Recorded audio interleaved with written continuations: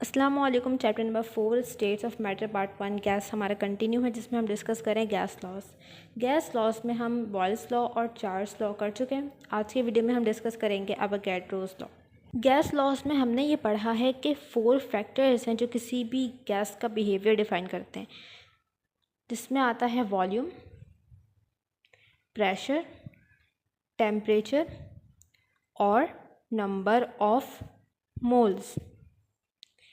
ये 4 फैक्टर्स हैं जो हमें गैस की कंडीशन के बारे में बताते हैं।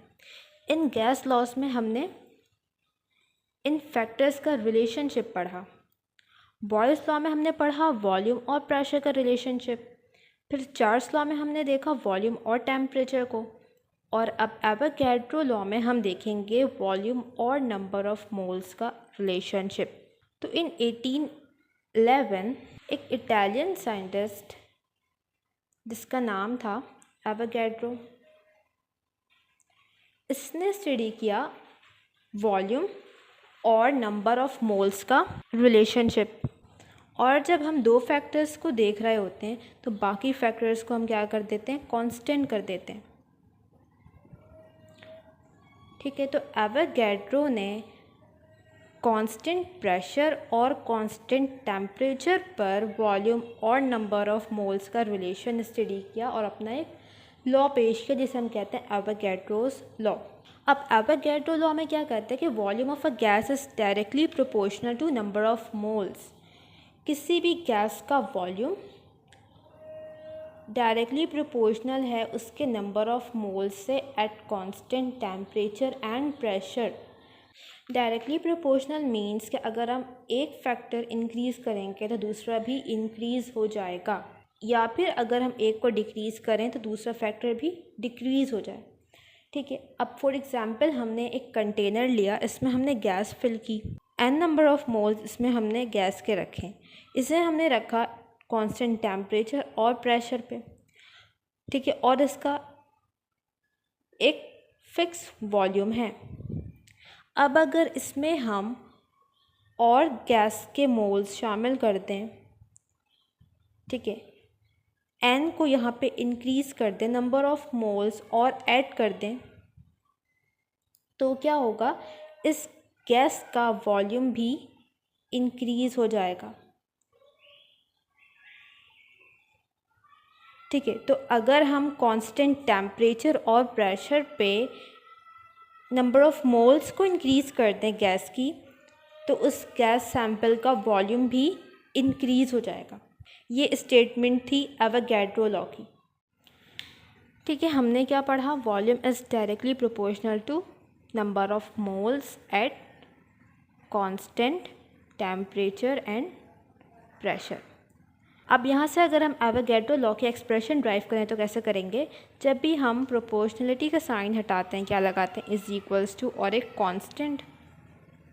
ठीक है, एन हमने ऐसे ही लिख दिया। यहाँ पर हम कांस्टेंट को नाम देते हैं के का। के क्या है, कांस्टेंट ऑफ प्रोपोर्शनलिटी। तो इस कांस्टेंट की जगह पे हम क्या लिखते हैं, के, और एन हमने ऐसे ही लिख दिया। अब यहाँ से हम कांस्टेंट को सेपरेट करेंगे, v upon N is equals to K. तो ये हमारे पास एक्सप्रेशन बन गई एवोगाड्रो लॉ की।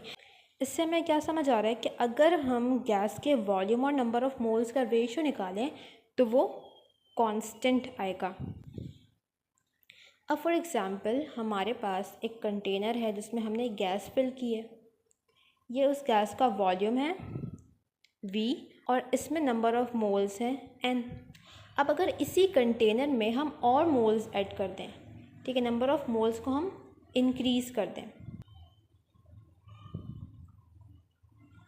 तो यहाँ पर वॉल्यूम भी क्या हो जाएगा, इंक्रीज़ हो जाएगा। यही स्टेटमेंट किसकी थी, एवोगाड्रो लॉ की। अब यहाँ पे v और n हमारे पास initial volumes and number of moles हैं, इसे हमने कह दिया v1 और n1। और जब हमने मोल्स ऐड किए तो वॉल्यूम और नंबर ऑफ़ मोल्स चेंज हो गए, v1 से वॉल्यूम हो गया v2, n1 से नंबर ऑफ़ मोल्स हो गए n2। ठीक है, तो v2 और n2 हमारे पास फाइनल वॉल्यूम और नंबर ऑफ़ मोल्स आ गए।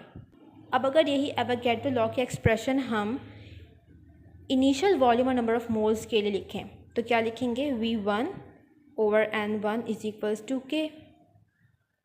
और फाइनल वॉल्यूम और नंबर ऑफ मोल्स को लिखेंगे तो क्या लिखेंगे, V2/N2 is equals to K। अब यहाँ पे हमारे पास राइट हैंड साइड्स इक्वल हो गई हैं, तो इट मीन्स जो लेफ़्ट हैंड साइड्स हैं वो भी क्या हैं, इक्वल।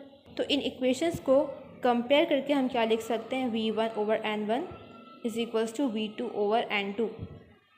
ये भी एक एक्सप्रेशन बनती है एवोगैड्रो लॉ की। इससे हमें क्या समझ आ रहा है कि इनिशियल वॉल्यूम और नंबर ऑफ मोल्स का रेशियो इक्वल होगा फाइनल वॉल्यूम और नंबर ऑफ मोल्स के रेशियो से। अगर हम V1 और N1 को डिवाइड करें और V2 और N2 को डिवाइड करें, दोनों जगह सेम वैल्यूज़ आएंगी। नाउ अभी तक हमने एवोगैड्रो लॉ की स्टेटमेंट देखी और उसकी एक्सप्रेशन ड्राइव की। अब एक और स्टेटमेंट है जो कि बुक में गिवन है, उसे हम डिस्कस कर रहे हैं। तो इसकी सेकंड स्टेटमेंट है कि under similar condition of temperature and pressure equal volume of all gas contain equal number of moles. कि अगर हम डिफरेंट गैसेस लें, उनका टेम्परेचर और प्रेशर और वॉल्यूम कांस्टेंट रखें तो उन तमाम गैस के नंबर ऑफ मोल्स भी क्या होंगे, सेम होंगे। ठीक है, अब इसको समझते हैं। देखो हमने यहाँ पे 3 डिफरेंट गैसेस ली हैं। फर्स्ट में है हाइड्रोजन, सेकंड में ऑक्सीजन, थर्ड में नाइट्रोजन। अब इन तीनों गैसेस का हमने टेम्परेचर कर दिया कांस्टेंट।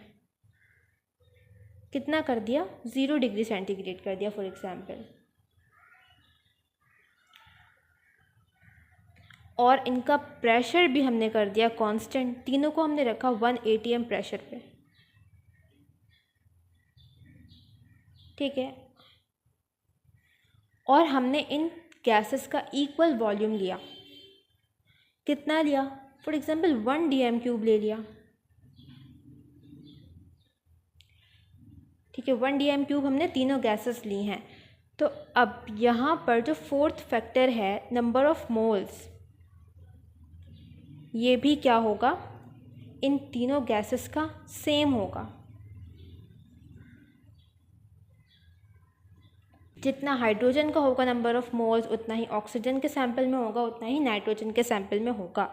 तो इट मीन्स कि अगर हम चारों फैक्टर्स में से कोई भी 3 फैक्टर्स को कांस्टेंट कर दें, सेम कर दें, तो फोर्थ फैक्टर भी क्या हो जाएगा, सेम हो जाएगा। अब यहाँ पर हमने देखो टेम्परेचर लिया है 0 डिग्री सेंटीग्रेड और प्रेशर लिया है 1 atm। तो जब टेम्परेचर हो 0 डिग्री सेंटीग्रेड और प्रेशर हो 1 atm, तो इस कंडीशन को हम कहते हैं STP। इसे क्या कहेंगे, STP। STP means standard temperature and pressure. Standard temperature and pressure. Standard temperature कितना है, 0 डिग्री सेंटीग्रेड। स्टैंडर्ड प्रेशर कितना है, 1 atm। इसी को हम 273 केल्विन भी लिख सकते हैं, इसी को हम 760 टॉर भी लिख सकते हैं। तो जब भी टेम्परेचर हमारे पास 0 डिग्री सेंटीग्रेड हो और प्रेशर हो 1 atm, तो वो कौन सी कंडीशन है, STP की कंडीशन है, स्टैंडर्ड टेम्परेचर एंड प्रेशर। अब अगर गैसेस को हम STP पे रखें, जैसे यहाँ पे हमारे पास सैम्पल्स हैं हाइड्रोजन, ऑक्सीजन, नाइट्रोजन, हम इन तीनों सैम्पल्स को STP पे रखें, मीन्स इनका टेम्परेचर 0 डिग्री सेंटीग्रेड कर दें और प्रेशर कितना कर दें, 1 atm।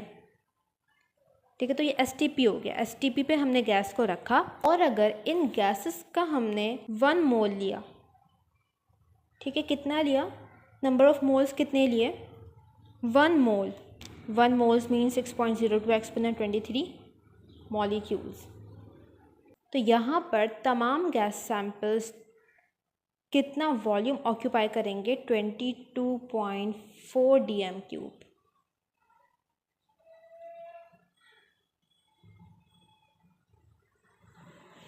ठीक है, अगर हम गैस सैंपल्स का 1 मोल लें, उन्हें STP पे रखें, तो तमाम gas samples equal volume occupy करेंगे, दैट इज़ 22.4 dm³। इस कांस्टेंट वॉल्यूम को हम कहते हैं मोलर वॉल्यूम। ये कांस्टेंट नंबर है ना 22.4, इस कांस्टेंट नंबर को, इस कांस्टेंट वॉल्यूम को हम कहते हैं मोलर वॉल्यूम। मोलर वॉल्यूम को हम डिफाइन कैसे करते हैं कि the volume of 1 mole of any gas at STP is molar volume, और इसकी वैल्यू क्या है 22.4 dm³। अब यहाँ पे एक और पॉइंट समझो कि इन तमाम गैसेस का टेम्परेचर और प्रेशर सेम है, ठीक है। ये तमाम गैसेस STP पे हैं। इसके अलावा इनके नंबर ऑफ़ मोल्स भी सेम है, सबके 1 मोल्स हैं, और यहाँ पे इनका वॉल्यूम भी सेम है। कितना है 22.4 मोलर वॉल्यूम है। तमाम चीज़ें सेम हैं। अब ये पॉइंट हम फर्स्ट चैप्टर में भी डिस्कस कर चुके हैं कि 1 मोल का मतलब क्या होता है 6.02 एक्सपोनेंट 23 मॉलिक्यूल्स। तो ये तमाम गैसेस, यहाँ जितने भी सैम्पल्स हैं गैस के हमारे पास, इन तमाम के नंबर ऑफ़ मॉलिक्यूल्स भी सेम हो गए। कितने हो गए 6.02। ये भी कितने 6.02 एक्सपोनेंट 23, ये भी कितने 6.02 एक्सपोनेंट 23, ये भी 6.02 exponent 23 molecules. Number of molecules same हो गए, लेकिन यहाँ पर इनका मास डिफरेंट होगा। ये बात हमने पढ़ी है कि 1 मोल हम कोई सी भी गैस लें उसका मास डिफरेंट होगा, क्योंकि 1 मोल हाइड्रोजन का मास होता है 2 ग्राम। मास हम कैसे निकालते हैं, जो इसका मॉलिक्यूलर मास है उसी को हम ग्राम्स में लिख देते हैं, ग्राम्स पर मोल। अब 1 मोल ऑक्सीजन का है यहाँ पे, बट ऑक्सीजन का मॉलिक्यूलर मास क्या होता है, एक एटम का होता है 16, 2 एटम्स हैं, कितना हो गया 32। तो यहाँ पे मास क्या हो गया 32 ग्राम। नाइट्रोजन का मास कितना होता है, एक एटम का 14, यहाँ पर 2 एटम्स हैं, कितना हो गया 28 ग्राम। तो यहाँ पर हम देख सकते हैं कि STP की कंडीशन है, नंबर ऑफ़ मोल्स भी सेम है, वॉल्यूम भी सेम है, नंबर ऑफ़ मॉलिक्यूल्स भी सेम है, लेकिन मास डिफरेंट है। हाइड्रोजन का 2 ग्राम है, ऑक्सीजन का 32 ग्राम है, और नाइट्रोजन का 28 ग्राम्स है। ना ये तमाम पॉइंट्स समझ आ गए। अब इसके बाद पेज नंबर 3 फिगर 1.2, इसे एक बार देख लो। ये तमाम पॉइंट्स हम चैप्टर नंबर 1 में भी डिस्कस कर चुके हैं। नाउ यहाँ पर हम एक फॉर्मूला डिस्कस कर रहे हैं जो न्यूमेरिकल्स में यूज़ होगा। इसके अलावा इससे MCQ भी आ सकता है। फॉर्मूला है volume of a gas is equals to molar volume multiply by moles.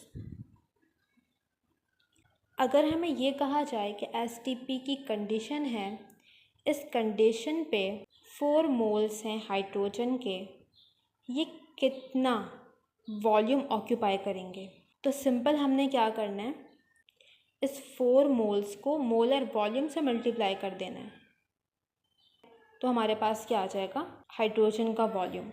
ठीक है, इसके लिए STP की कंडीशन ज़रूरी है।